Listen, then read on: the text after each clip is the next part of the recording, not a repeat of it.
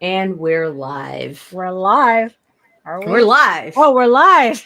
We're live and in person. Oh, no. Something like that. Oh, my goodness. Yeah, so this is going to be like our last show until I'm gone for another month again. So probably until November, I think. Jeez, we might dude. not be doing another show until November-ish. That'll work. I honestly, I don't know how to function and do this. With all the chaos in the world and everything, right. I don't know how to do this and be normal right now anyway. So I'm just it's getting high and pretending. Right. Well, that's kind of what everyone's doing. I'm just going through the motions. What's a little self-medication between friends?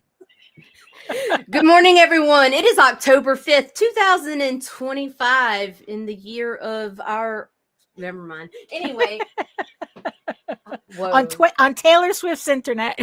Yeah, so Taylor Swift's internet. People. Bruh, this is going to be hard. The struggle is real and people are watching. Right. Well, oh my God. Are you ready for this? Absolutely not. But hit it.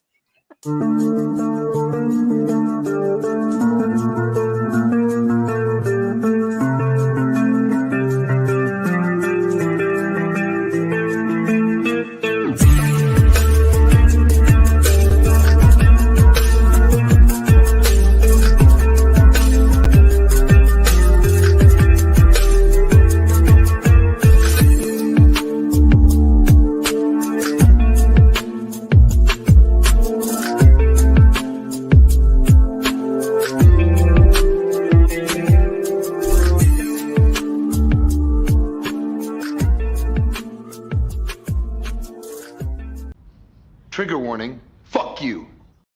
And fuck you. Hey! Oh my God. It's like, I don't know. It's like, I don't grow tired of that. But you know what's funny though? That clip only works when it's the both of us on here. I had to do a solo show on Monday because, you had an appointment. You had an appointment and I couldn't play the clip. It just felt really out of place. Right?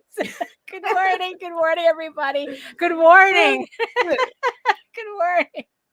Well, I think it's like it's like, yeah, so like I said, this is going to be our last show until I come back in November. Sometime in November. I don't have any exact dates yet, but do you want to come back in November, or you just want to wait till January? Because we already said we're axing December.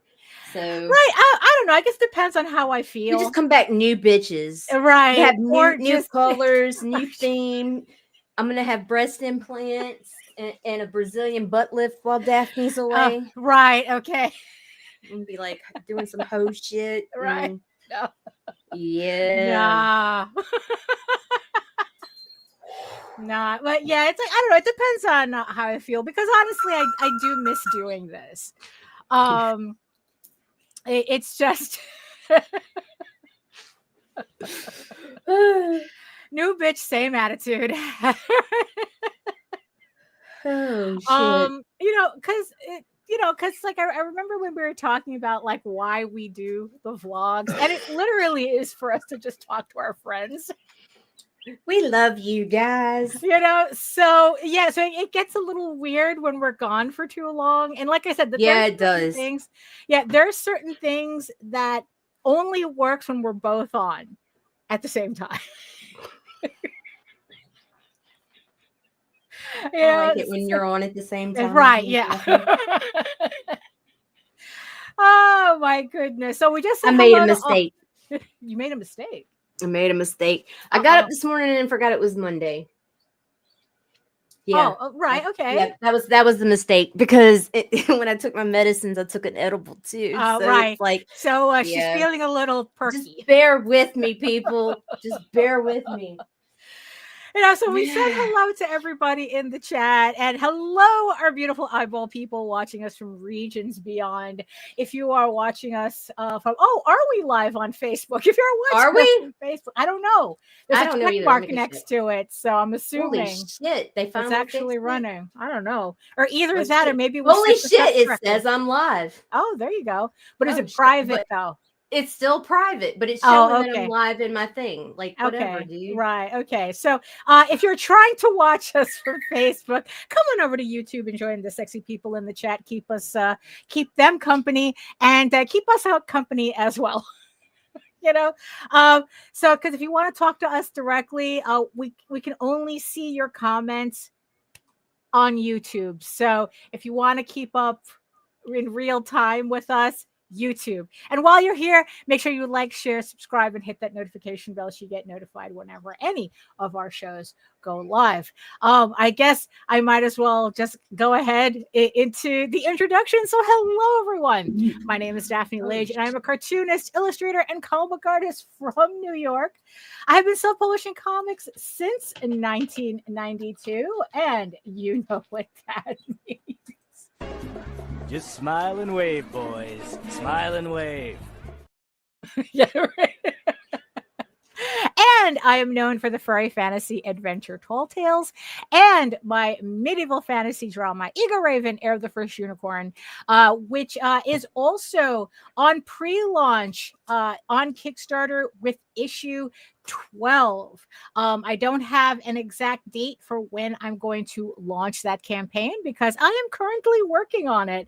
But most of issue 11 have gone out, so that campaign is almost fulfilled. Thank you so much for everybody who's supported issue 11. But if you want to make sure you don't forget issue 12, the link is in the chat for you to sign up for the pre-launch page so you get notified when the campaign goes live. Also, you can read both my comics online at eagleworks.com. That's EGOWORKS, and Tall Tales, TAILS online.com. And you can check out all my videos on how I make my comics here on YouTube at my channel at Daphne Lage, LAGE Art. And here's Nita. Yeah, I'm Nita Lanning. I am a social media troll. Slash influencer. You're an no, I'm under the influencer. That's the only thing. It's like I got my 3 fans and they follow me around. Oh, well, that's true. Yeah, there's always grapes and shit. Right. No, like, and I own the Google account that runs the Indie Comics Network. It's not that big of a deal, people. Right. There you go. Yeah, so it's like, so it's me, Steph Wilson, and who's the third person? I don't know. Well, it was Heather, but she's busy. She's busy. Right. Okay. Oh my goodness. So so hold on. Let me just try to find everything here. I don't even know why I'm clicking through stuff. I don't need anything. So I don't know. Oh my goodness. So just trying to get used to getting back into doing a vlog. I mean, I knew that doing it once a week was going to throw us off for a little bit. But skipping so many weeks also is not helping either. But it's the end of the year. There's a lot going on. It's the end of the world. It's the end of the year. Yes. And it's like, and we still have comics to sell and talk about and stuff like that. Buy our shit. Right. Yes. The world's on fire, but you want to buy a comic? I got you. Right. That's the only thing we can do. Only worry about what you can do. Oh my goodness. Oh yeah. So on Monday I had spoken a little bit about the Audra Winters thing. And this morning I ended up watching another essay because, of course, like people are just going to just make their careers on this poor girl's back. Right. But there was just something funny. There was just the comparison. Funny. Yeah, that the woman who is doing this particular essay about the situation, kind of of put into words what I couldn't like really articulate what what was going on with Audra Winters. If you missed that episode, it's the last vlog episode. I probably should go fix the YouTube channel where people can find shit again. Oh, right. Yeah. Needs tidy. You see, everything needs tidying up, right? It does. It does. And I'm with sorry, this woman, people. yeah, and what this woman in her essay had said that the main problem with Audra Winters is that she considered herself an influencer first before being an author. And even then, she was the type of person who liked the idea of being an author, but not actually writing. And it was just kind of like this whole weird like idea of how the reason why her book came out as horrible as it did was because Audra was trying so hard to be an influencer and getting to a point where she was actually selling. What she was selling was not her book really, but the lifestyle of being a writer. I mean, because in the end, that's what influencers sell. They sell a lifestyle, not really a product. And the idea is that you imprint on them as a person, and then the product doesn't matter.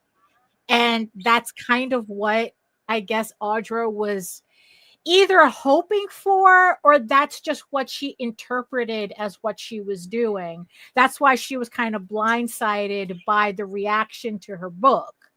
Because God forbid people expect a readable book at the end of it, right?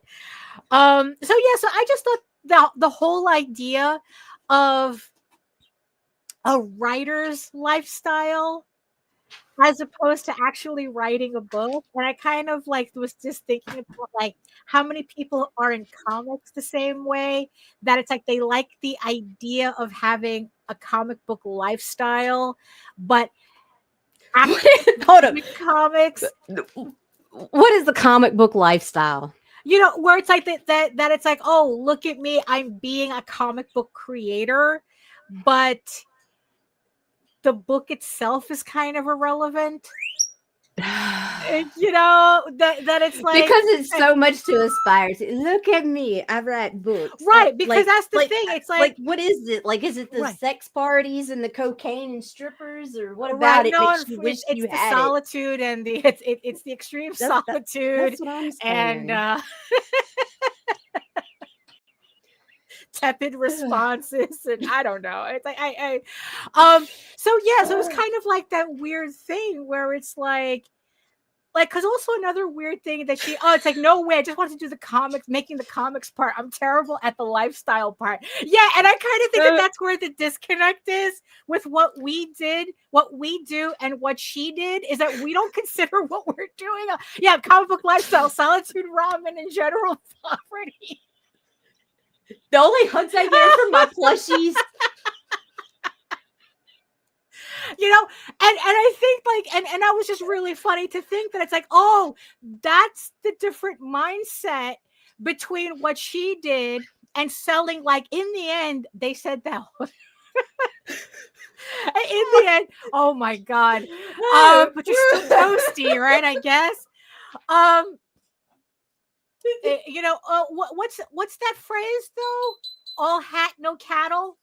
Right, you know, and it's kind of like that, and yeah, and I guess like that's the real secret sauce between her being able to sell 7,000 copies of her book, although the numbers are varying between 2,000, 4,000, and 7,000. So I don't know. Either way, either one of those choices, she made money. Is that she was selling a lifestyle, and idiots like us are actually trying to sell a comic. We completely misinterpreted what we were supposed to be doing. You know, so so it was just kind of like a really weird eye opener this morning, you know, because it's like, because the other interesting thing that she had said that the essayist had said this morning was like Audra Winter, like she was so in love. Like this is a weird concept, right? That she was so in love with her world that she had been creating since she was 12, that the writing was a means to an end, not really the craft that she needed to develop to manifest this world.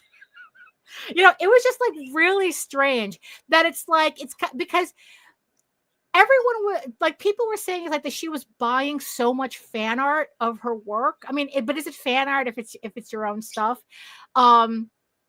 You know, that she was commissioning so much artwork because, right, yeah, exactly, right. I mean, it's a weird thought, you know. So she's just wanting to feed herself her fantasy, something like that, you know, where it's, I mean, like, I get that. she I'm has like this that. idea, That's right? She how I has wake up this in the morning, go to idea, bed at night. doesn't really have the talent to manifest it. So of course she Right. depends on artists to kind of like make it more physical, but she still needed to do something with it. Hey girl, so the only other option she had was to be a writer. Well, to write a book. Sounds like she needs to pay a writer and just you be the know, right. ideas See, that guy. was the thing, right? And that was the thing that the essayist had implied, that it's like, you know what? It's like, you know, why didn't you just hire a writer then if you were that desperate, right? But the thing is, it's like, but that's where the lifestyle comes in, because she needed the writing as a physical act to base the lifestyle around. So it wasn't really about craft. The craft didn't matter. It was this whole life, this brand that she was trying to create about her being a writer, being an author, but yeah, being an author, but not necessarily being a writer.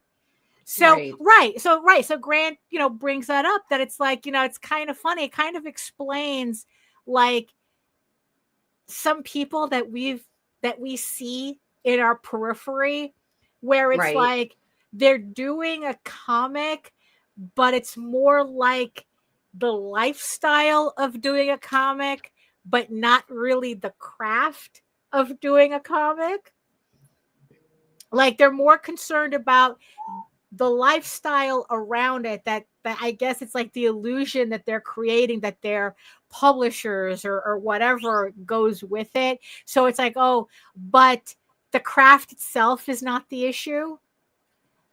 That's why it's like, I can see creators like say, without any sense of irony whatsoever, that they make comics, but they don't read other people's comics, or they don't read at all.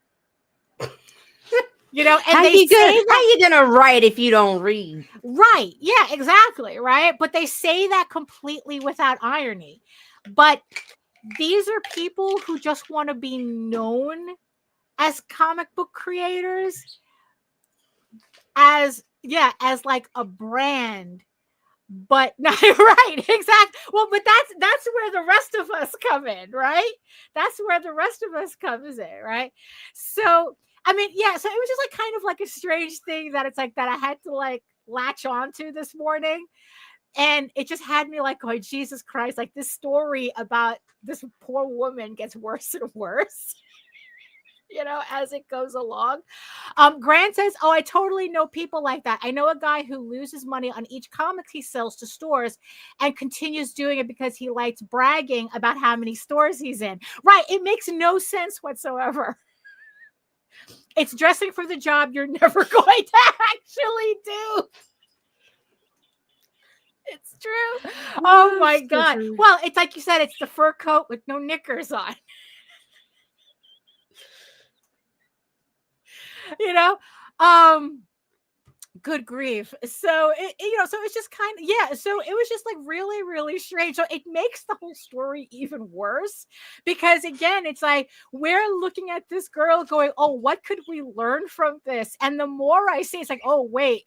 What not to do? Nothing. Maybe, yeah. Sometimes people really are just they're just there to serve as a warning to others, But that had me, but in the end, it kind of had me thinking, about like the books that we do read and the books that we are attracted to, that we do eventually pick up. And not only that, but the books that keep us as a fan.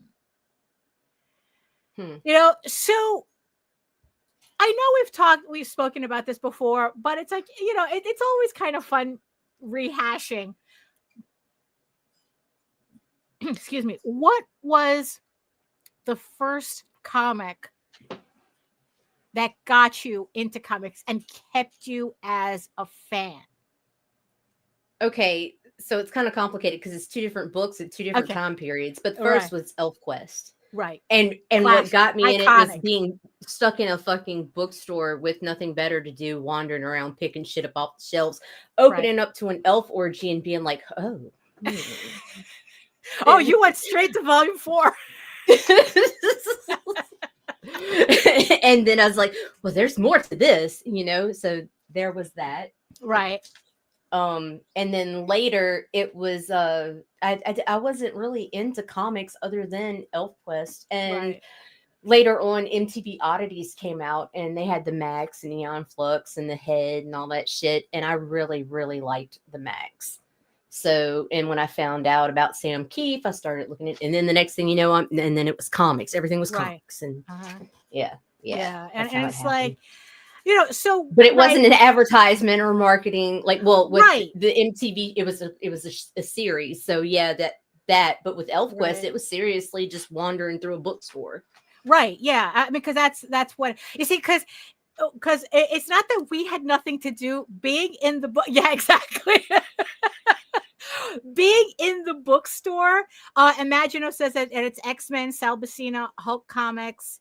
And it's like the bookstore was the end game. Like that's where we hung out. That's where my family was like, oh, let's go to the bookstore, and that would be the bookstore or the coffee shop. Right. So, and that's where I found ElfQuest too, although it was literally the first volume, and it took me forever to realize that I could buy it. Like I would just go there just to like make a beeline to that section, get the book, flip through it, do everything, stare at the cover. And I don't know when at one point that I finally break this, like, oh, I could buy this. I don't remember. Like all I remember is that I ended up, but finally getting the book. And then I think it was soon after that Marvel did the Epic run. Rob says the Untold Legends of Batman with an audio cassette set was my first into and got my dyslexic butt hooked. Oh my God, I'm dyslexic right now. Jesus. Am I wearing the right glasses? Yeah, I am. That's it. Grant says, I felt like there have been different ones at different points in my life. At 8, John Byrne's Superman. At 10, Chris Claremont's and Jim Lee's X-Men. At 14, Dark Knight Returns. At 25, All-Star Superman. Right, like they're like, so ElfQuest. So ElfQuest was the first thing that just randomly found in a bookstore, and then even more random than that was finding Rocket Raccoon at a Pathmark supermarket on Northern. The supermarket is still there, but it's not a Pathmark anymore. But every time I see it, it's like, that's where I found Rocket Raccoon issue 2. It was the Mike Mignola run. And I still have it. And I think that's it. How many people still have the very first book that they got? Yeah, like I have my first ElfQuest, the Starblaze Dawning. I have the first ElfQuest. I mean, the first Rocket Raccoon. I have all 4 of them, the whole series. Well, there was an in between too for me, but it derails just a little bit because like between ElfQuest and the Max, my grandfather had to move and we had to go clean out his house.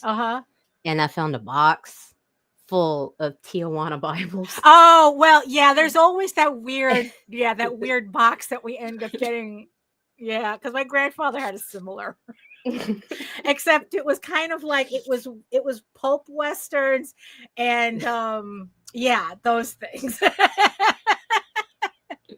The the nudie, little comic things, um he even had flip books in there. right, yeah, they He was like, oh, right, well then, right, yeah, exactly. So it's like I was just sitting there, like listening to Pink Floyd and just going through this box. I was going through a box too, but right, so and but like everybody has now, and the thing is, though, where did everybody find their comics, right? I mean, because comic book stores is actually kind of like a recent thing, right? So where was everybody finding your comics? In supermarkets, on newsstands, bookstores, right? Candy shops, right? The whole thing, like it's like, it's funny, it's like, we kind of like, when we're being extra cynical, we goof on people who says that, oh, we want to go back to spinner racks, right? But it's like, Jesus Christ, that's where most of us that's what's sold. That's where we got them, that's where we got them from, right? So so now it is what now, yeah, Walden Books, yeah, always you go to the mall, right? Now it's like now the thing is, okay, so now as adults, the liquor, they were everywhere. So and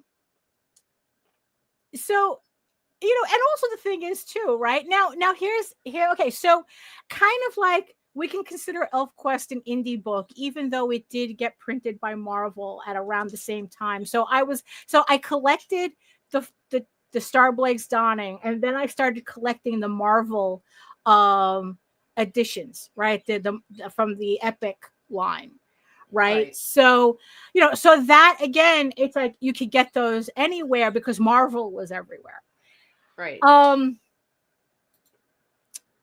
And then it's like the next time I found what we would consider indie comics, Verizon's working next door. So I thought it was here. I was like, what the fuck are they doing now? I apologize for the noise. It's gonna be like this, because also I can't even close the, you know what? Can I close? No, because it's in the wall. So I apologize for the noise. At least it'll keep Einstein quiet. He's like, what the fuck? Yeah. Melissa says, I only read manga. I didn't get into Western comics until college because I could get Spider-Mans from the library. So, right. So so the next time I found indie comics was when I went to high school, and there was a Forbidden Planet. This was when Forbidden Planet was around like 53rd Street, around like, what was it, 2nd Avenue. And so it was like 3 blocks away from the high school that I was going to. And up until that point, I had never seen a comic book shop before. Oh. So completely blew my mind. Right. So it's like, not only was I able to get like all my ElfQuest stuff there, but now I can get all sorts of other books. And this was like the beginning of the black and white boom. So the amount of like indie stuff that was flooding the market at the time was just like, mind blowing to me. Right. So we're talking about, oh my God, it's like we were talking about like Fantagraphics put out Critters. Right.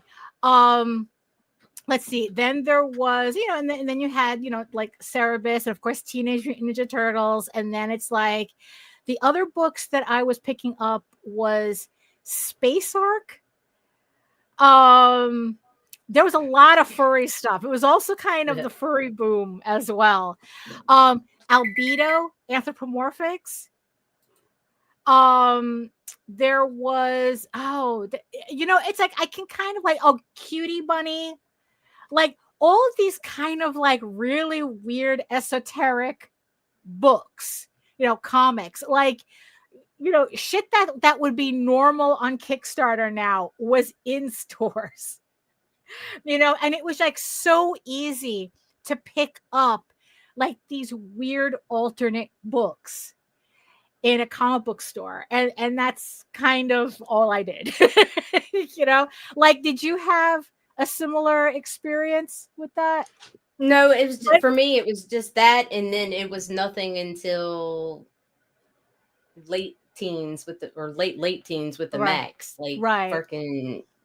Then it was straight to the comic book shops for me. Right. So. And then it's like that. So but it was like a physical place you had to go to find weird stuff. Right. Although probably at the time they wouldn't have been considered weird because the entire store was full of these things. And then I had friends that would bring me vines from like and zines from fucking furry conventions and shit. Right. And yeah. The little miniature catalogs that you check off what you want, and then either they'd pick it up for me the next time or you'd mail off for it. Right. So. Yeah. Fun. Yeah. It was really fun. Yeah. It's like I remember doing that's how I found you. was through zines. Yeah. Because that's where in fact, I think I even have some. Dude. Oh my God. Hold on. Oh, if you pull out an American Journal of Anthropomorphics, I'm going to plot. I have it somewhere. I swear to God. Hold on. Let's see.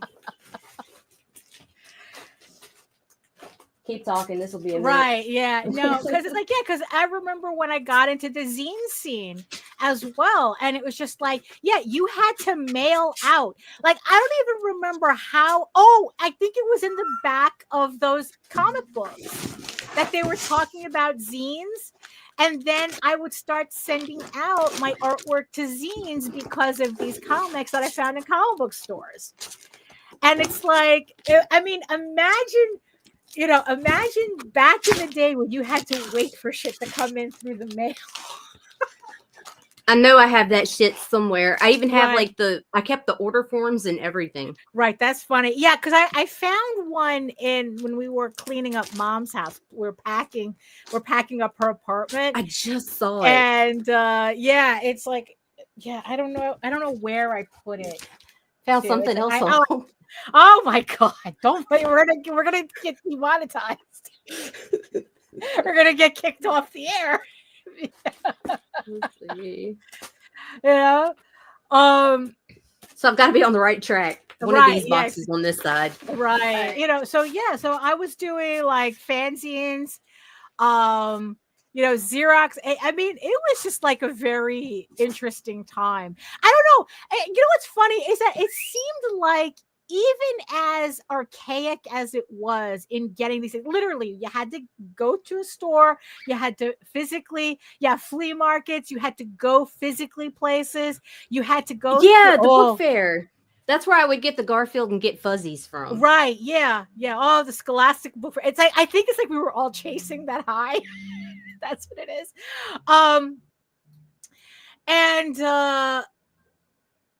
That we had to wait to get stuff in the mail. And I don't know, it seemed like that there was a lot more stuff. You had to go to conventions. Yeah, you had to go to conventions if you wanted to pick up really like weird stuff, hard to get stuff. As if everything wasn't hard to get back then. Right. So I don't know, it's just like you would think that for as easy it is to go online, that we would have like more access to a larger diversity of books and zines and everything. Actually, it seems like it's a lot harder to find stuff now than it was back then in our formative years. You don't want to pay the eBay prices. But well, so here's the next question is that how do you find your new stuff? Okay, what's the latest what did you pick up that's contemporary, probably in the last 5 years? Outside of Kickstarter? Well, you see, that's the thing. It doesn't that you actually became a fan of and stayed with it. To be completely honest, I have not become a fan of anything new. Really? Like, I mean, not in the past 5 years, maybe 7. In the chat, you got anything to say about that? I mean, it's like, no, it's like, so if we found these things in our in our youths, right? That pretty much we stuck through, right? Like, what are we latching onto now? There is an older series that I Hate Fairyland. Okay, so there you go. The Scotty Young, right? Now, the Scotty Young books and Rat Queens. And those were both at a bookstore. Oh, both at a bookstore. So you found those at a bookstore, right? So, okay. So you still had to go to like a physical place. Right. To find something. Now, did you know about these books ahead of time, or you found them, or did you just come across them by accident? Okay. I Hate Fairyland. Yes, I knew about from word of mouth. Ah, okay. So, and it was somebody had the Fuck Fairyland cover, the first one, and that kind of like stuck out to me. And I was just like, yeah, dig it. And that's how that progressed. And then with Rat Queens, I want to say C had a book. Right. Like one random issue or something. And I read it. And then it was like, I got to find this. Right. Yeah. So. Right. Because it's like, I had to think about this too, that it's like, okay, it's like, where am I finding my new stuff? The new stuff that I'm into. Right. So, yeah. The 80s opioid crisis with bookbinding glue. Right. So, yeah. So shops and bookstores, Rob, is mostly Kickstarters. Yeah, for me, it would be Kickstarter. Right. So, like, is comic book stores just irrelevant, or is that just not where we're finding? Comic book stores haven't been comic book stores for years. They've been fucking Funko Pops and T-shirt joints, dude. Right. Like, I mean, well, let me put it outside of the city. Right. Like, New York blew my fucking mind. Like, your comics places look like comics places. Ours are fucking Magic the Gathering cards, Pokemon cards, and like a couple of fucking mainstream Marvel and DC things, and then the same in graphic novels, and then manga. Yeah. Jim Hanley's is pretty comprehensive, but then again, it's like the fact that they control the market as much as they do kind of surprises me. For what they have, 3 stores or 4 stores.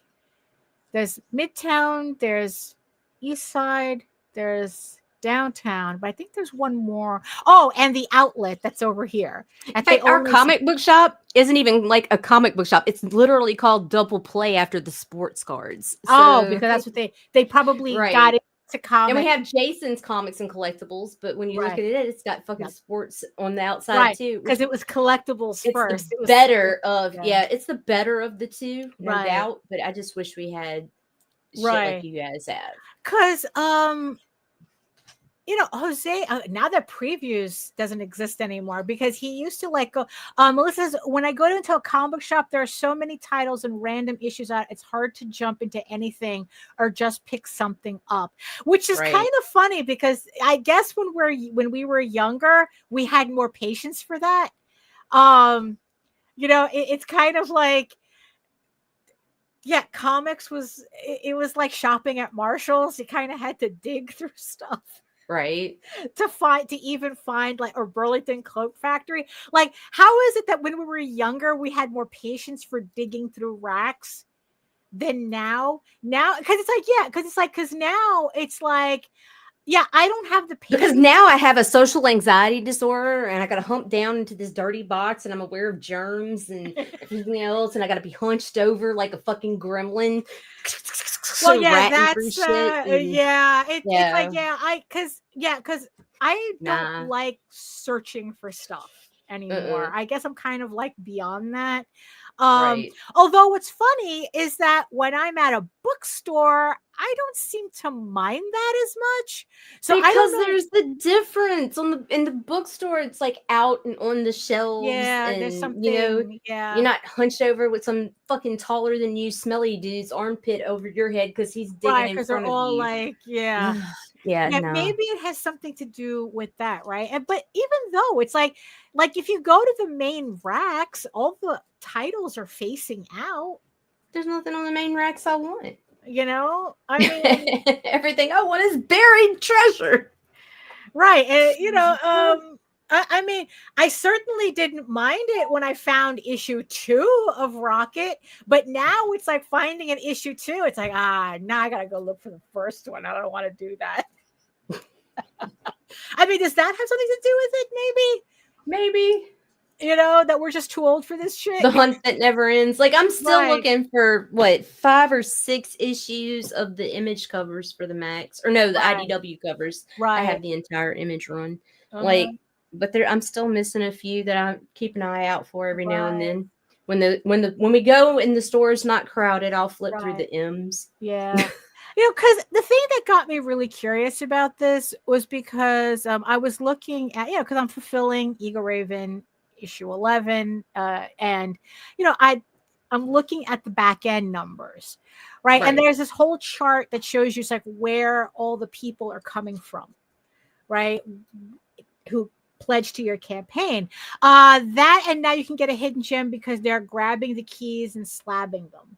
It's like, I guess that they're getting sorted out. I don't, I don't know, but I just don't have the patience of digging through stuff like that. But I guess it depends on the context of where I'm at. So, like I said, it's like I'm looking at these numbers as to like everybody who's pledged to the campaign, where they're coming from.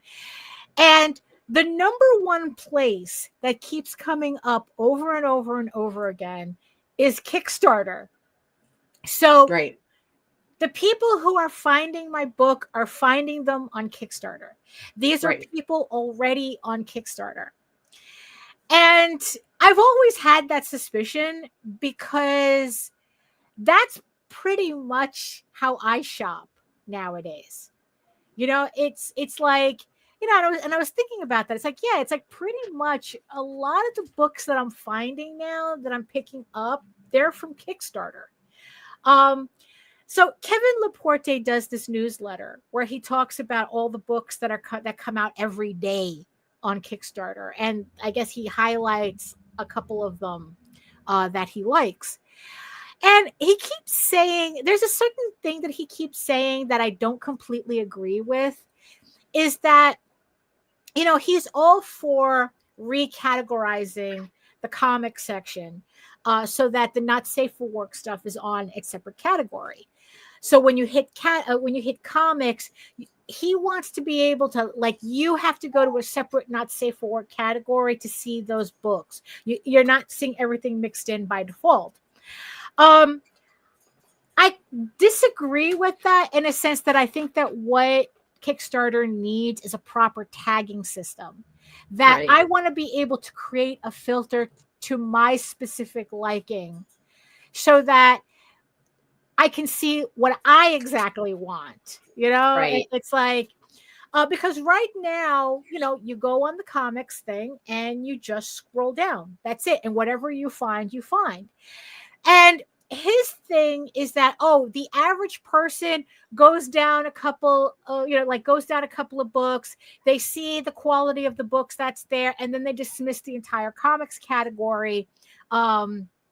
And then they don't find lies because if somebody's in there anyway, I don't believe that. And here's why: because ain't nobody into comics neurotypical. I'm sorry, we're all weirdos, and we're gonna keep looking.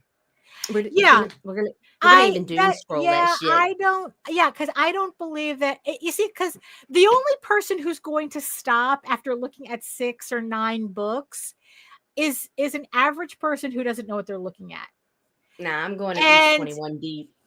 These are not people that are going to be interested in buying our stuff anyway. because there is a Melissa says, I rarely free browse through Kickstarter's comic section. I go through a link someone gives to their campaign, or a search for a title I know. That's another thing too. So depending on how I'm feeling, I just keep scrolling until I get bored. Right. Which, like you do. Yeah, it's like you just keep going until I find something. And I found things like that.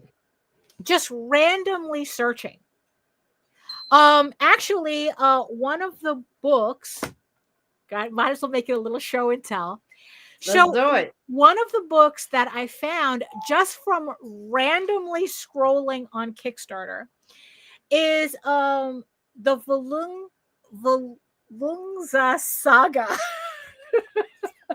and Incredible Norse Myths and Legends. This is from a British creator who, I guess he's translating Norse mythology into comic book form. And I found these just randomly scrolling. I just kept going.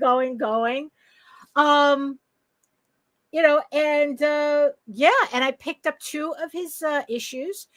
He has a whole series of them. I just haven't gotten through all of them. I mean, in the end, I only bought the ones that I was really, really interested in. What did Melissa say? That's Lou. Lou. The worse it looks, the more likely I'm going to keep looking and scrolling. Yes. Right. Also, I realize I'm showing the nude cover. Yeah, it's art. It's art, and we were explaining it. Right. Yeah. So, so these actually, I don't remember whether I was scrolling or this ended up popping into my recommendations. So, but either way, I found it on Kickstarter. Right. And I don't know this creator, but I was like, bet. As I saw it, read his campaign, and go, okay, I'm getting it. And I supported 2 of his campaigns to get 2 of his books. He has like 9 of them. I need to pace myself. There's plenty of other books that I need to buy. So I bought the 2 that I bought the 2, just to start off with, right? But I mean, I really enjoyed these, so this is what random scrolling on Kickstarter does. So yeah, this is I get porn. Right, yeah. So Marek Manzinski on I think it's his account. But yeah, it's like if you can look up Incredible Norse Myths and Legends, and you can still find it on Kickstarter. I don't think the average person is just going to like, maybe I don't want the average person looking through Kickstarter, right? So obviously the recommend is there, right? But Melissa, was it Melissa or Lou who brought up the thing that they only go? Oh, I think it was Melissa. They only go by word of mouth, right? So that's another thing, right? It's Melissa, that she goes by word of mouth. And I guess like friends who have campaigns. Right. That's also another thing, that how we find books, right? So so speaking of friends who have campaigns, although this isn't necessarily a Kickstarter book, but it was because a friend had a campaign. I'm like, bet, I got this, right? So, Zimmerman, right? He has the Atlantean, right? He has the Atlantean, which are original tellings of Kull the Conqueror. And he's joined by Russ Leach illustrating the books. And these are original Kull the Conqueror stories that they're doing from the Robert E. Howard stories, based on the Robert E. Howard stories. Because I think that Conan doesn't become public domain for like another 2-3 years, I think. I'm not sure. But Kull is in the public domain. So they do their own books. These Jose got off of Fund My Comic. Right. But I'm not on that platform, so I wouldn't have known. But because Randy's a friend of the show and just a friend in general, we knew about his books. And again, it was like, oh, snap, you're doing that? Bet. Got it. Got it. Jose buys the 2-pack that they sell. So I always end up with a copy, so I'm not stealing his copies. So this is the Atlantean from Arrow Comics, Randy Zimmerman and Russ Leach, and you can find them on Fund My Comic. I think they're up to issue 4, I think. So I only have the 2 issues here. So that's another thing, right? That how we find our books nowadays, right? So we have friends who do who do the books, right? Speaking of Russ Leach, again, friends who do the book. Well, this one, I think we can mark this up. Saw it on a podcast. Saw it on a podcast. And this is Russ Leach's book, Only Death Can Save Us. So there's 2 volumes. I'm pretty sure Russ Leach has more, like if you wanted to buy directly from him, you could. So this is Russ Leach's book. It's, I mean, it's like, let's just say I couldn't resist that. I mean, it was just like, I don't know, there's just something about the character that it's like, bet I'm there. He was talking about it on a podcast, and I really do enjoy these books. I really do. So far, everything that I'm showing you, these are books. The ways that I found them and how I still remain fans of these books. So this is Only Death Can Save Us by Russ Leach. So this from he was on a podcast, and that's how I ended up picking his books. So, the fact that we ended up on podcasts together, that I'm sure that didn't hurt either. But I'm still a fan of this book, and if he were to put out a 3rd one, I would pick it up without thinking. It's just like, okay, my wallet is ready. So that's another. So, but sometimes we find books that become part of our library, a regular part of our library. And like, I don't remember which came first. This is kind of like a chicken and an egg kind of scenario. I don't know whether I knew the creator first or I knew the book first, had to get my hands on it, and then ended up knowing the creator later. And even then, I think I only found out about the book. Patel says, I go to my local comic book shop and they mostly sell on covers, not stories. How do indie books survive when people are just seeking covers and not giving the story a chance?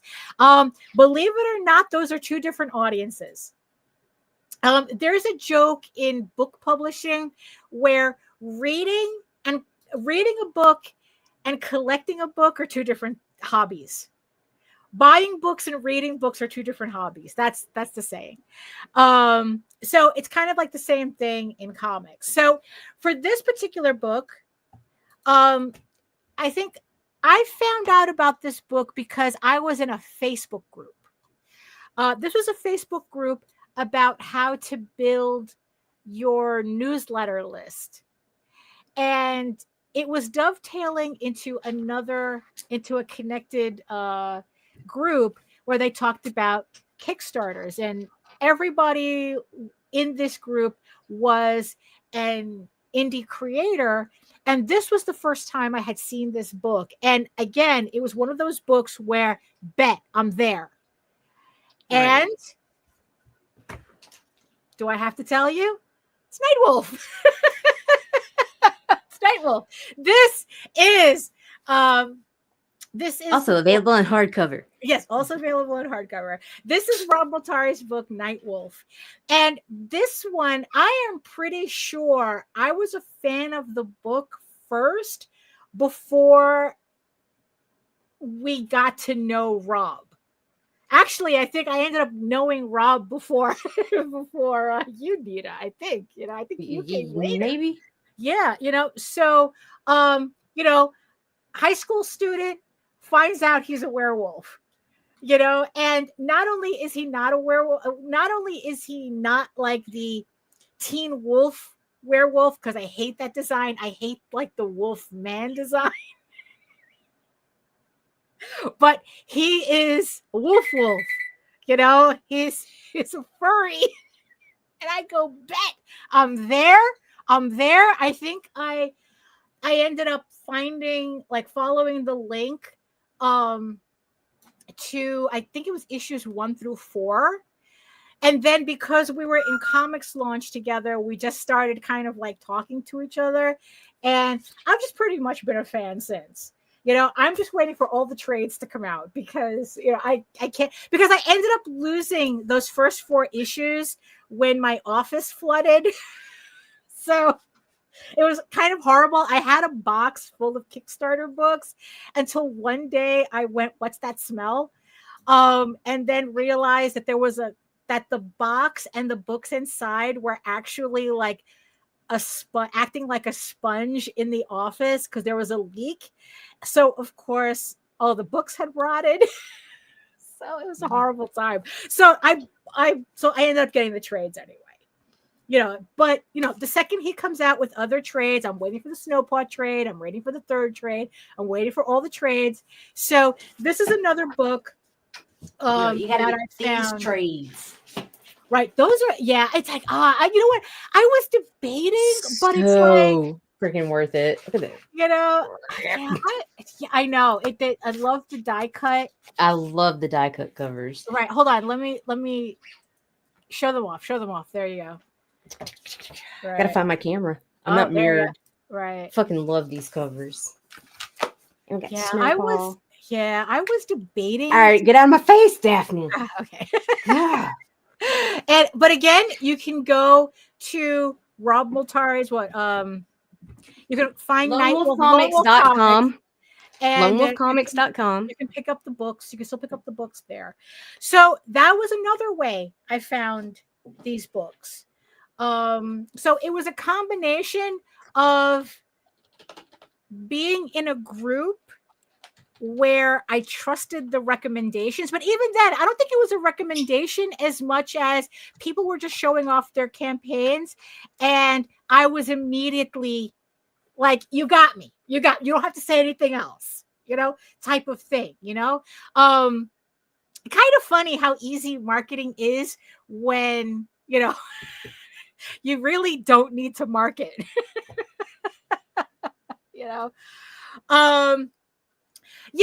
Jose is always going through dollar bins, and because like I said, we have the Midtown outlet over here, and he's constantly, well, not constantly, like every once in a while he'll go there and he'll buy $10 worth of dollar comics because they're also on sale on top of that. So it's a whole, but he goes through there. So another book that I guess we both found another way was, I think this one, I don't remember if we interviewed her first and then I got interested in the book. I'm out of tab. Or whether I saw her book someplace else and then we happened to have her on the show. But this is Sacrimony. Oh, Matta's book. Matta. So it's like, I'm trying to remember. Matta Saucier. Yeah, like where did we interview her first and then got interested in her book? Matta was a client with me from her earlier books, and we brought her on for an interview. And right. Yeah. Right. So this is another book that beautiful book. Yeah, I really enjoyed this book. And it's like, and again, it's like we kind of like just happened to know her and she had a campaign going, and I think I originally bought her individual issues, but I'm a trade person now. I really do enjoy just being able to pull the book out of the shelves, off of my shelves, and then reading the book in total, as opposed to like going through individual issues. So this is her. Oh wow, okay. This is the print that came with it. That's beautiful. I keep it in the book so it doesn't get messed up. Yeah, so this is Mada's book, Sacrimony. I'm pretty sure it's still available. Was it using Klarna? No, don't use Klarna. Just pay for the book. So yeah, so this one, I don't know what her website is. Although there is a there's a QR code. Hold on. There it is. There it is. So if you want to pick up a copy of your own, here is the QR code. You can scan that in. I'm sure it takes you somewhere where you can get it. But yeah, I really enjoy her book too. So again, it's like kind of like happenstance that we found the book. Now, what was the last book? Now, you said that you haven't picked up a book recently that you said that you've kind of like continued to collect.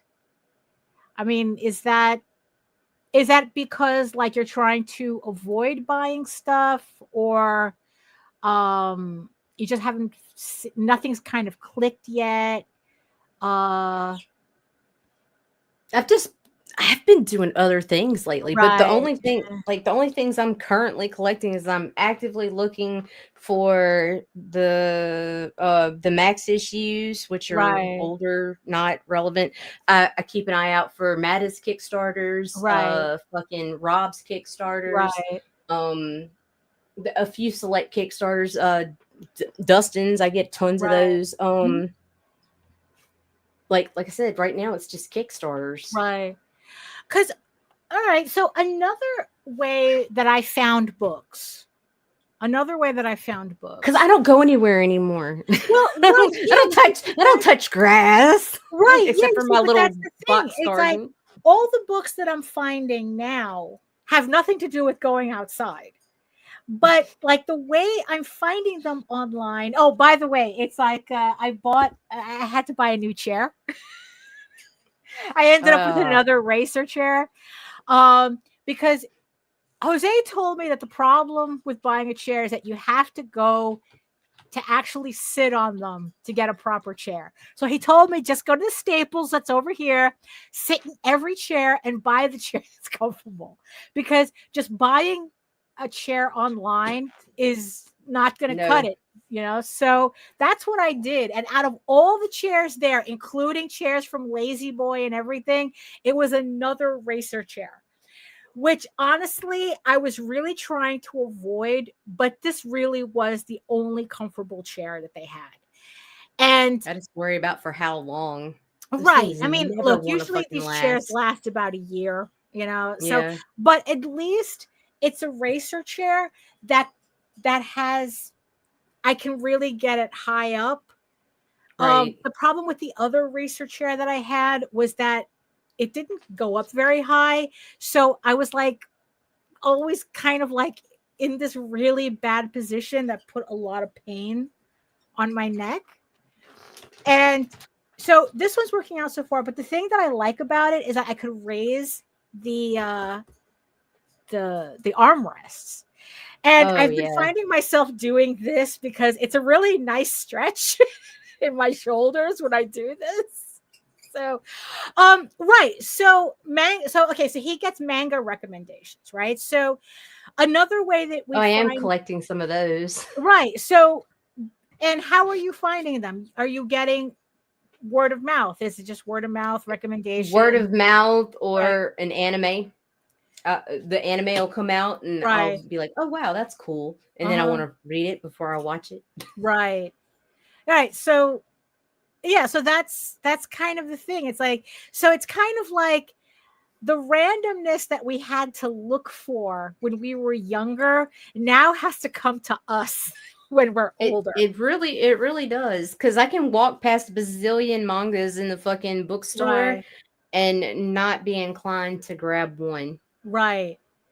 Like, it's Unless weird like something, that. Unless yeah, it's something I'm already looking for. right. Like, when I was in New York and I fucking ran towards that monster book, that was because I've been looking for it. Right. You know? Like, as soon as I saw that cover from a fucking distance and just made a beeline for it. Just...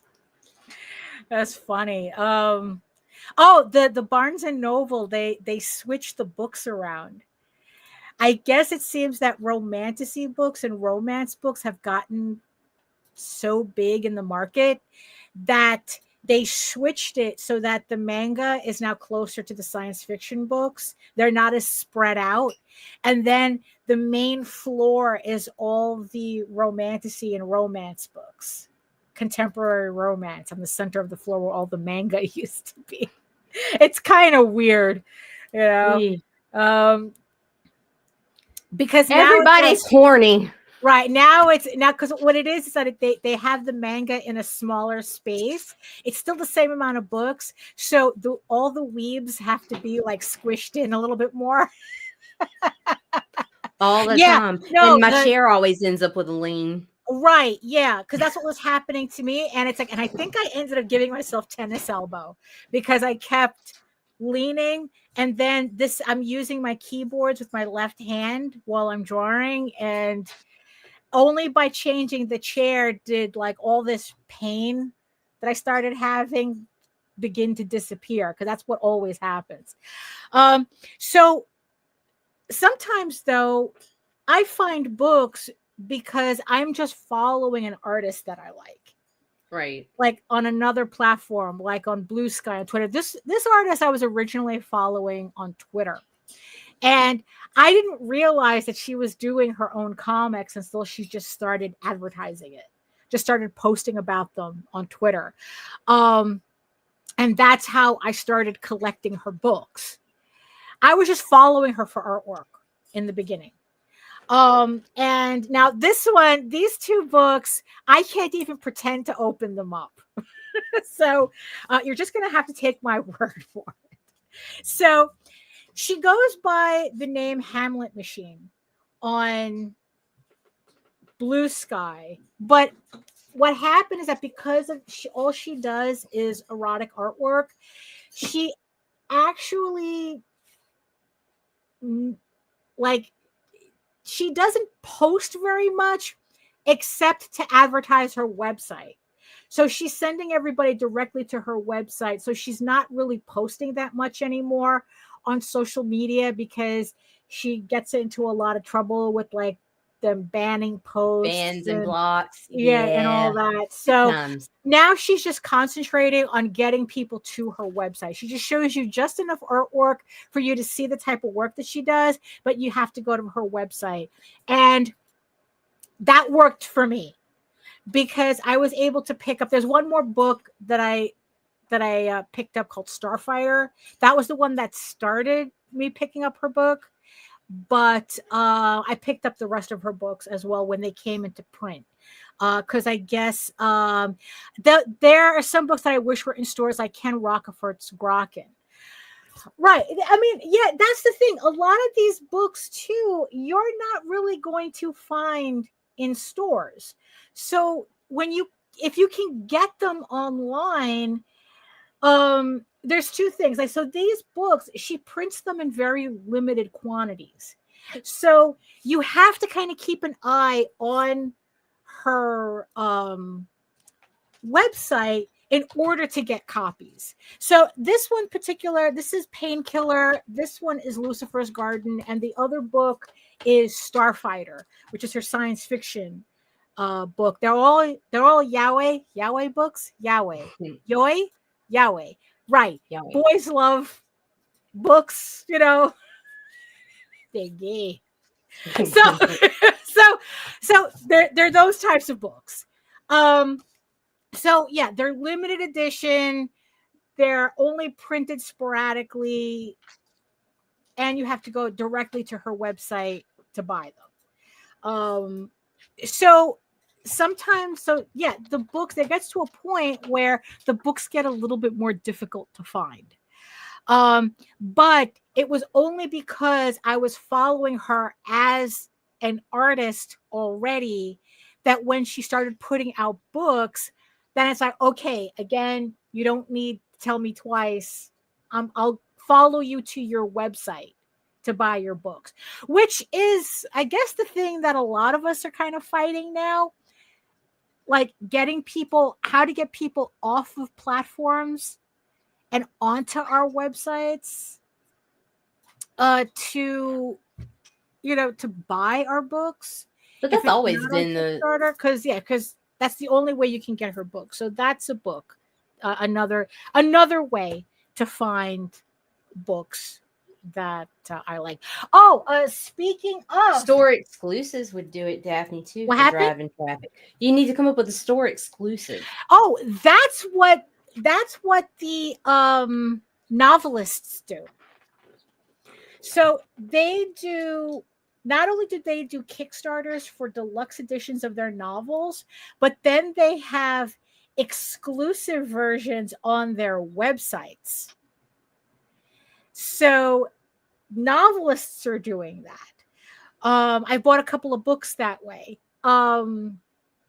Even though they had their books available on Amazon, I would much rather buy the book directly from them on their website.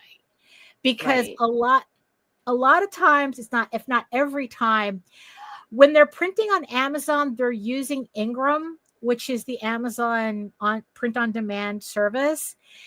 And it's kind of hit or miss as to the quality of the book if you buy it from Amazon. And there was one particular book I bought twice, and both of them were like really poorly put together. Like they had glue on the covers and everything. Like it was just like really like bad quality. And what I did was I went to the woman's website, and she had a special edition of the book there. And it came with prints and whatever other like little tchotchkes, a bookmark and the whole thing. So I bought it from there instead. So she got me to her website. Although I'm trying to remember where, I think I had seen somebody talk about the book. So I guess technically it would be a recommendation.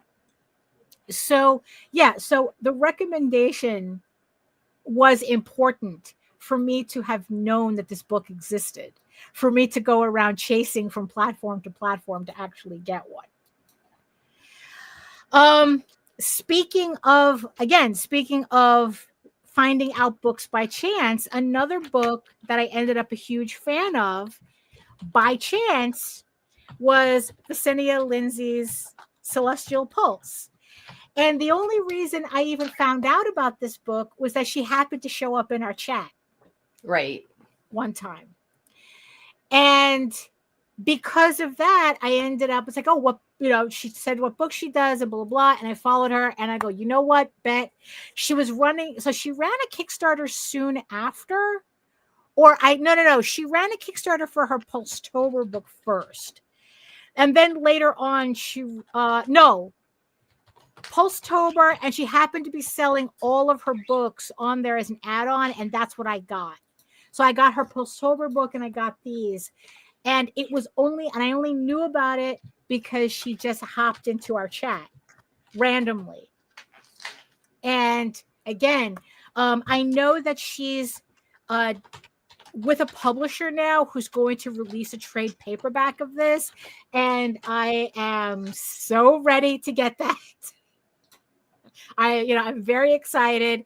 But again, it was by chance that I found her book. So if you go to, it depends on what printer Ingram Sparks uses. They use a bunch of printers, right? So the one that they were using for this book was not very good. That was the problem. Like I said, it's hit or miss. Because I've gotten some books that are fine, and I've gotten some books like this one that was just like, really, You couldn't even clean up the glue from the binding, really. So so Celestial Pulse, I guess you can go to Visenia Designs. Visenia Designs .com, and I think it'll take her to her store so that you could pick up your own copies if you want to check this out. Now, okay, going back to that back page on Kickstarter though. So like I said, most of the people who pledged to Eagle Raven came from Kickstarter. So the call is coming from inside the house. Pretty much. But also Kickstarter, the links that are off links from other sites register as Kickstarter links depending on how they're made. Really? Like some of the tiny URLs will register as they're coming from Kickstarter, but they're actually a link from Facebook to Kickstarter. Okay, because I've seen them list Facebook directly. Right, they do. They list the different forms of Facebook too. Right. But then when you go back and click on some of them later, you can find the origin direct was from Facebook still. Right. So here's a question that's been causing some kind of debate. How many books have you ever bought because you saw them on Facebook?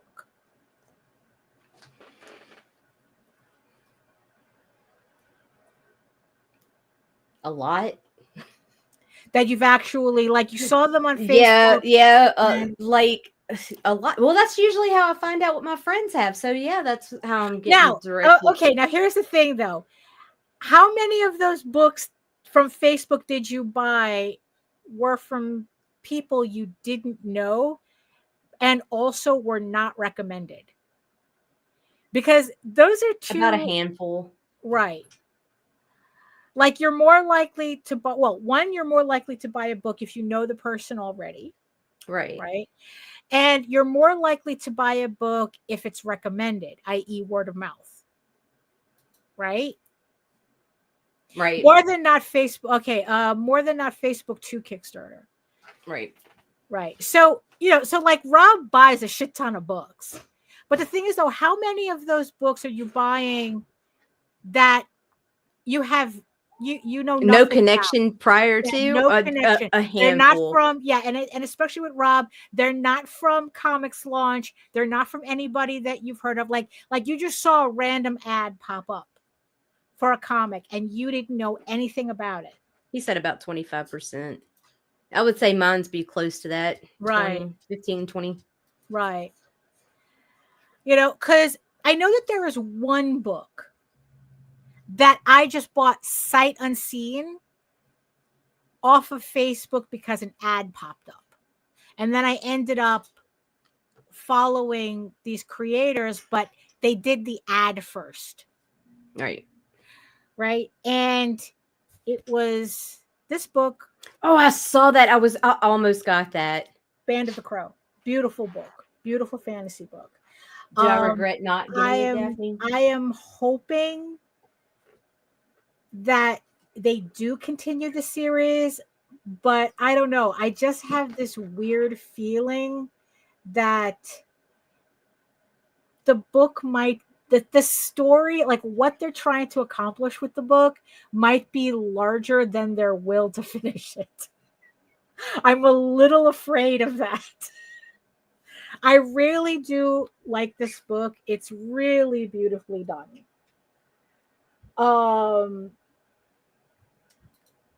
But like I said, it's like I bought this off of a Facebook ad. My only thing about it is that I am very, very afraid the creators are not going to finish this series. I don't know. I just have this feeling. So I hope I'm wrong. But this one specifically came from a Facebook ad. And I do follow them on Facebook now because when they do come out with book 2, I want to make sure that I get it. But I'm a little afraid. They're not going to finish the series. So here were like a bunch of different books that I showed that pretty much all of them had a different way of how I found out about them. And it made me think about how much I'm promoting my books that don't match how I find my books. And I'm kind of wondering if a lot of us are making the same mistake because we just see each other, you know, posting to groups and, you know, and just kind of like doing this rotation, this social media rotation. But then when we actually sit down and think about our favorite books and how we found them, whether we're kind of backwards with what we're doing.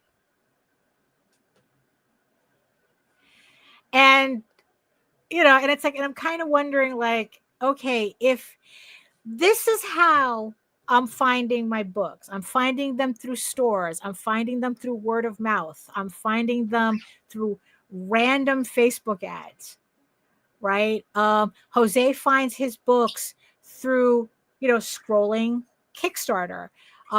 He buys them in stores. And even then, he says he really doesn't buy them in stores as much as he just goes through the DCBS catalog. Right. And he buys through there instead. No, that's what he would do at previews. Previews gave him an idea as to what he might be interested in. And then he would go to DCBS. Right. So, you know, and he had outright told me in a conversation that unless you're in Kickstarter and unless you're in a comic book store, he's not going to see your book. Right. Pretty much. That's what he told me. And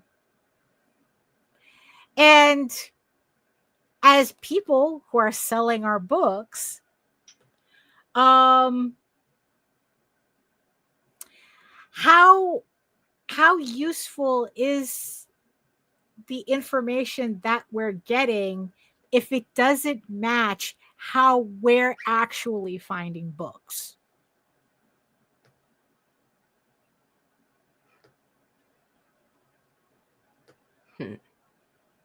So that's kind of like my concern. Like, if 90% of the people find my book on Kickstarter, right, you know, and I've only bought one book off of a Facebook ad,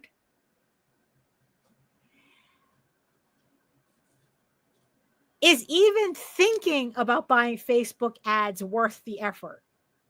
Because for a split second, I thought about that. It's like, oh, well, I did buy this one book on Facebook.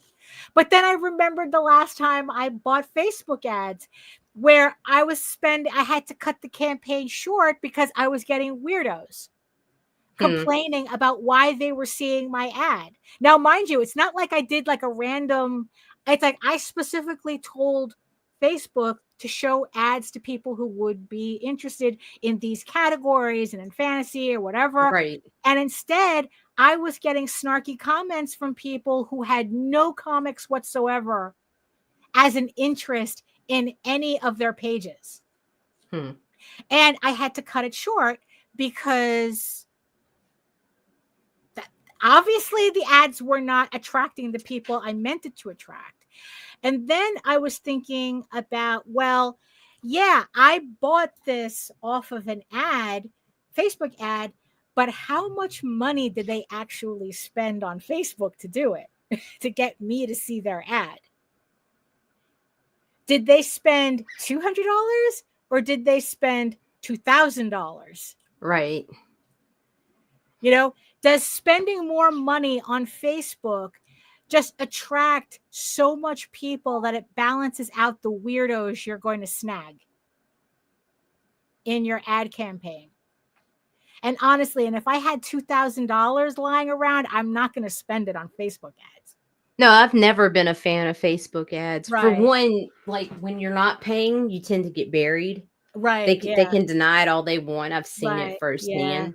And for two, no matter what you do with curation, like no matter how meticulous you are, right, it never seems to hit the target audience ever. right, yeah. It's like so rare. I mean, you could be like, well, you can't say, but you could be like furry porn here, princess fucking unicorn.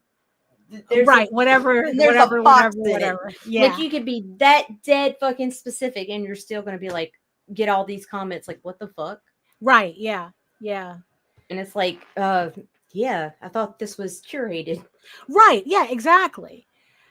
Right. And then it's like, again, I'm watching novelists with how they advertise. And that was like another thing with the whole Audra Winters thing, is that everyone was like going, well, it's like, this girl got a lot of traction on TikTok. I mean, in the end, she did sell 7,000 books, but and obviously they read the books if you're going to have this type of backlash to the quality of it. So, so that it just had me kind of thinking like, okay, it's like, is there really a disconnect between how we ourselves buy books and how we market our books? Right. Because like I said, the novelists, it's like I've seen them buy Facebook ads, but mostly a majority of the authors that I follow rely heavily on their mailing lists. Everything they do is to get, when I see Facebook sponsored ads from friends, I see it as money's wasted, because since I already knew about their product. If done right, they work, but they make it so hard to set up. My last Kickstarter, I ran one in the last week and made $295 from the ad that I spent $144.93 on. So I came out on top.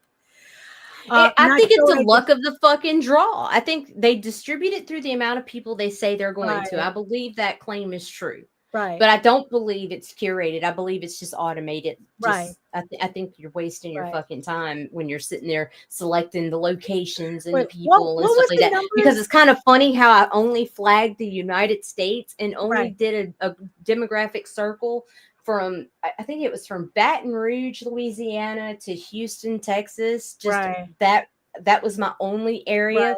And I targeted only females to run an ad.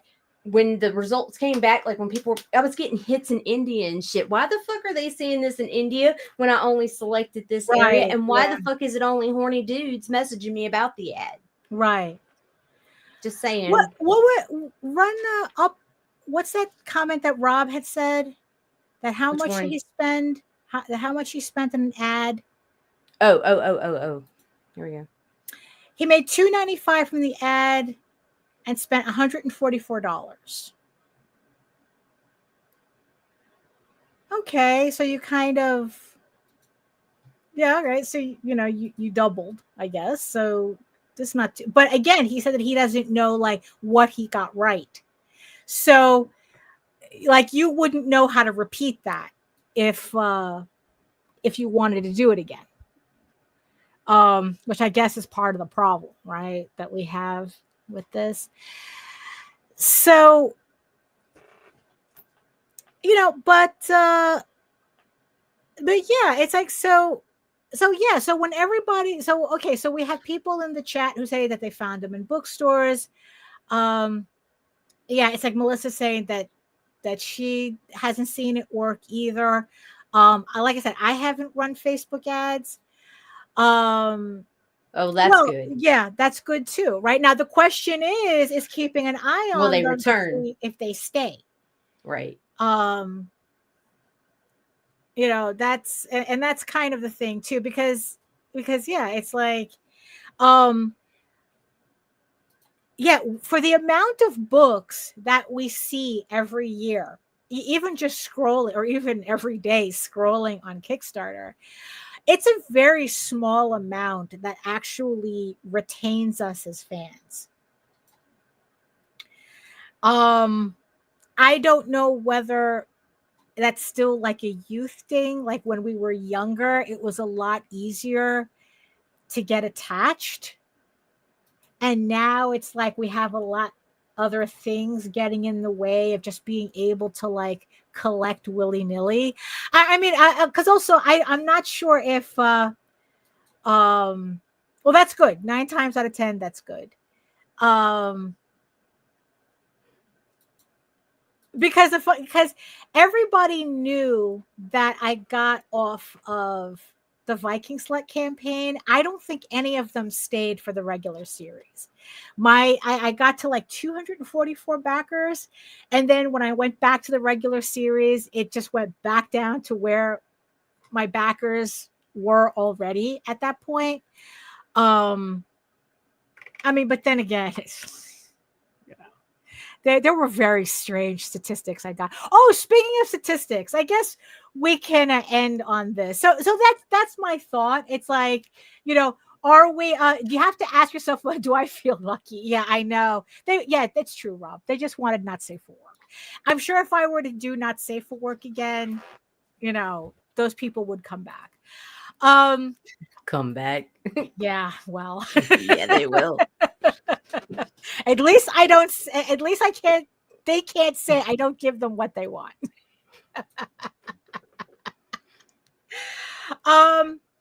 So yeah, that's just something to think about. Like I just wanted to show off all these cool books that I got.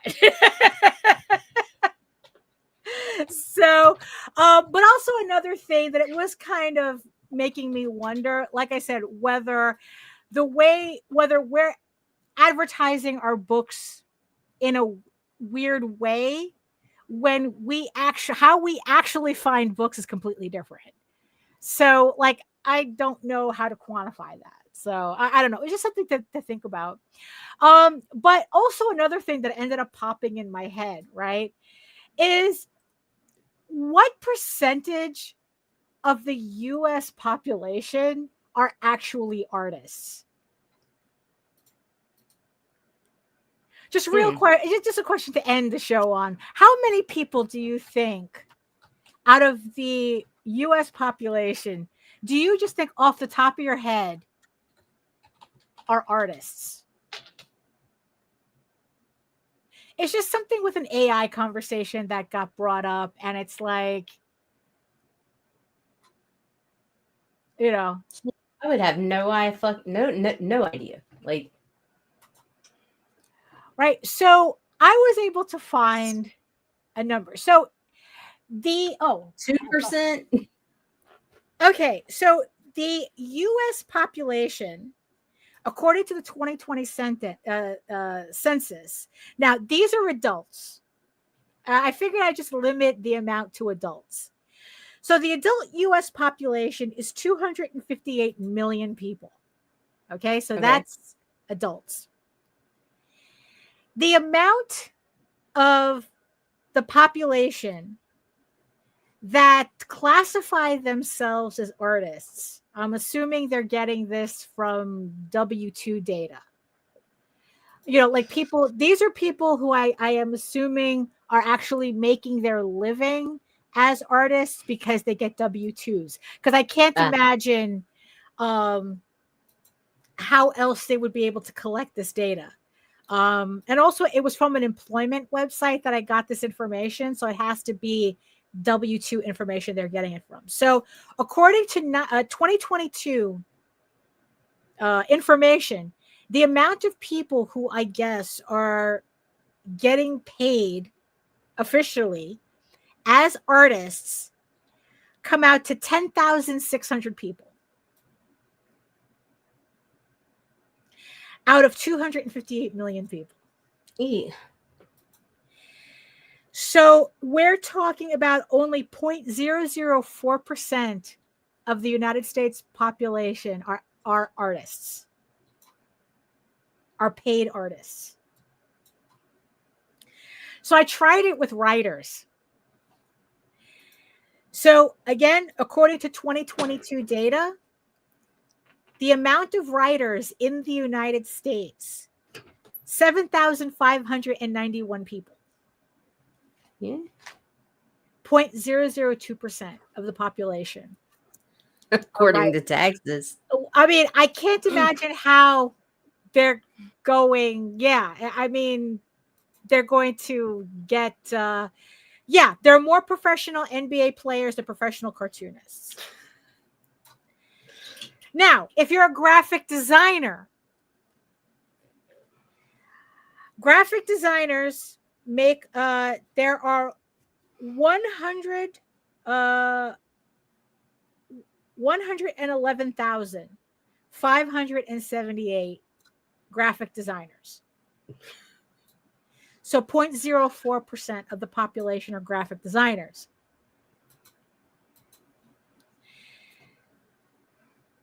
$1.1 million people ran a marathon. 2.1 million people ran a half marathon.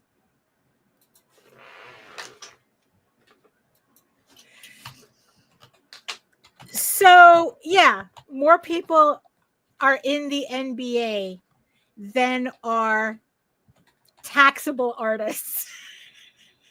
Because, like I said, I can't think of any other way they could have collected this information.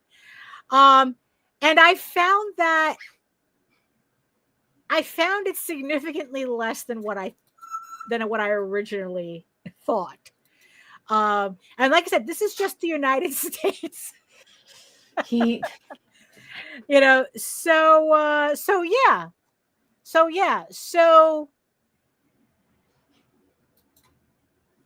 so if you really think about it, AI technology exists to strip 10,600 people of their jobs.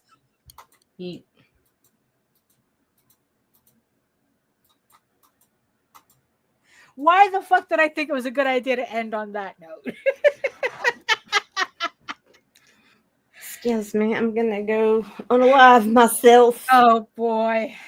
But I thought that there would have been a lot more artists in the United States, but not according, I guess, to these statistics. Which, like I said, this is based on employment data. So these are people getting paid, not hobbyists. So I guess do with that information as you will. I don't know. That that we're a much smaller minority than we thought. Although here's another statistic that I saw on this website.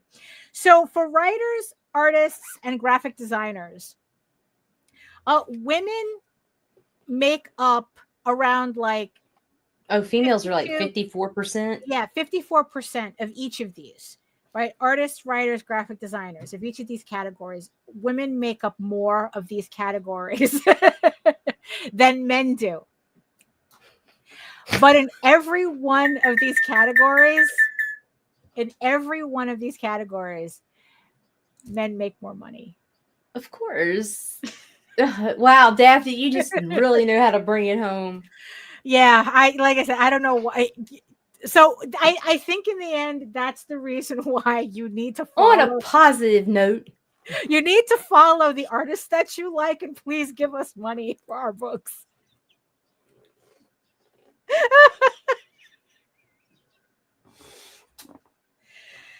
So please head on over, support an artist. Buy our stuff. Support a comic book artist today. Allow us to. What was the lifestyle? We need to. What was the comics art lifestyle? Ramen, abject poverty. What was that? Oh my god! I don't know. Where's Lorraine's comment? Oh my god! All the way at the beginning. Shit. So y'all been too chatty. It's like we need to sell a lifestyle, a comic book lifestyle.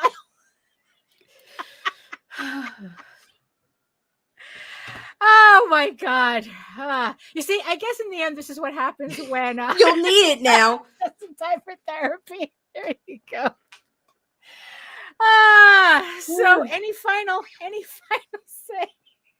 Dude, I have cotton mouth. Yes, solitude, ramen, and general poverty.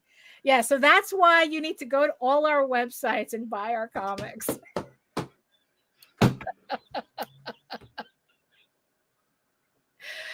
Oh my goodness. So yeah. So any final words? Dude, no. I need water. There you go. Yeah, so do I. I need to hydrate. Mm-hmm. Oh my God. All this Coke and coffee to keep me alive. Right. Oh my goodness. So I'm glad that the chat had fun. Somebody had to. But look, not for nothing. I showed off a lot of cool books here. Yeah, you did. I showed off a lot of cool books here. So if you're catching this on the replay, just go ahead and pause those segments, and go to those websites and support these creators. Because you know what? If word of mouth is how most people find their new favorite comics, let us be your word of mouth. And support these books and all these creators.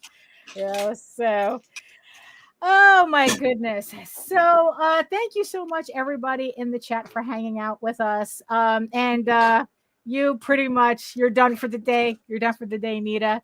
And thank you so much for all our beautiful eyeball people for listening to us, and especially in the background while you're doing actual work. I'm sorry. And listening to us babble. But thank you so much. Like I said, this is going to be our last vlog until like November, I guess, until I'm not going to know. Like that. Yeah. It'll depend. I'm taking a mental health break.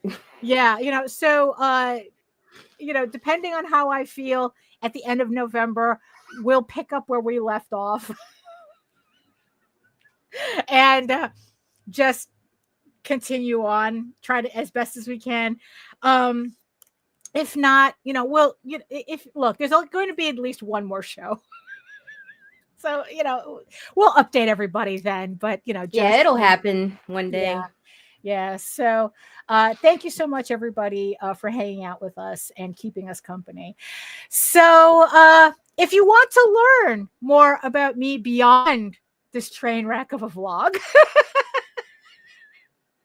you can head on over to my main portfolio site at egoworks.com, EGOWORKS, where you can read Eagle Raven, Heir of the First Unicorn for free.